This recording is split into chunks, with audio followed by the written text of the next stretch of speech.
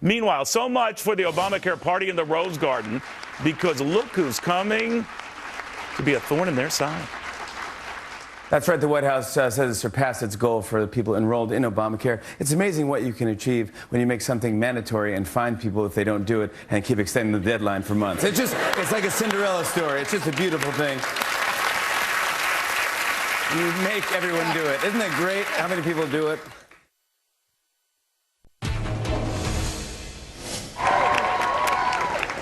Thank you. Well, that didn't take long, right? Because just hours after some health care bragging, some Fallon railing.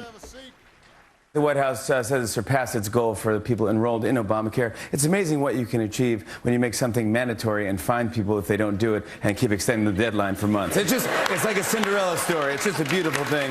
If you still haven't enrolled, you might have to pay a penalty called the Individual Shared Responsibility Payment, which is 1% of your salary. Then Americans said, man, good thing I don't have a job. I mean, because then I would have to give my... Funny stuff, but forget whether the president should worry he just lost Jimmy Fallon. Maybe he should worry more. He could be losing the folks who watch Jimmy Fallon. You can tell us what you think and tweet us at Team Cavuto, and we'll show you responses later in the show to Ashley Pratt, who says the young are indeed getting restless, and she knows of what she speaks. She's young. All right, so Ashley, is that resonating with folks? Yeah, it's so funny to me, Neil, because he really, really tried, and the White House really tried to reach out to those coveted millennials. You know, going on Between Two Ferns, coming up with this pajama boy scheme as though young people want to be living in their parents' basements until they're 26 years old, but none of it worked. Young people did not willingly enroll in Obamacare. It was not popular with them. Jimmy Fallon, though, hits the nail right on the head every single time when he talks about Obamacare's unpopularity with young people especially, and the message resonates. So good for Jimmy Fallon.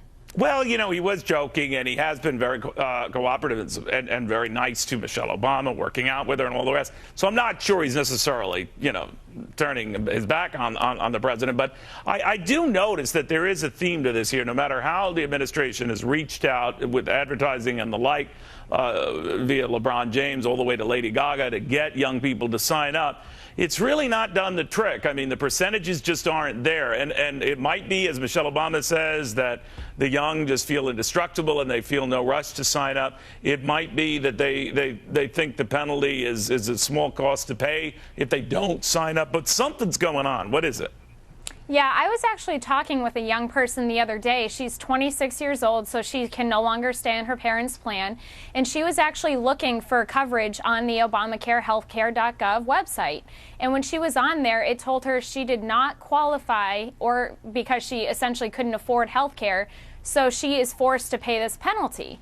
So young people, I think, here are really realizing now that if they're unemployed, they don't have a job, they own their own business, they're really being affected because they're not able to purchase insurance, and they're being told that they have to now pay this penalty. So when they're trying to cooperate, they're getting mixed messages from this administration and from healthcare.gov, quite frankly. So this woman was actually very upset. But of your generation, and I say this with great admiration, you're skeptical. And a lot of you don't like the idea of the intrusive nature of this, because a lot of young people tell me, you know, they were asking me all sorts of personal questions, and then in the light of NSA and all this other stuff, hands off, back off. And I think that is a big factor as well. What do you think?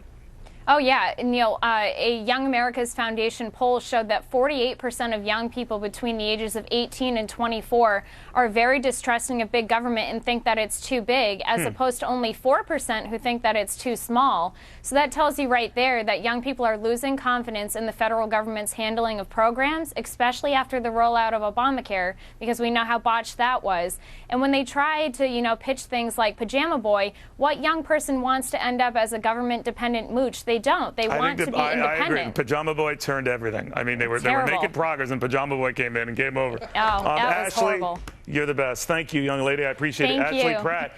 Well, young folks may be getting restless, but Nancy Pelosi says our founding fathers would be loving this. Having a healthier life. What our founders wanted for them. All right. Well, I knew Ben Franklin. Ben Franklin was a friend of mine. Ben Franklin is not a friend of this. tonight at 8 p.m. on Fox Business. Ben Franklin. No, the idea, the Founding Fathers argument that's making no sense tonight, 8 p.m. Be there.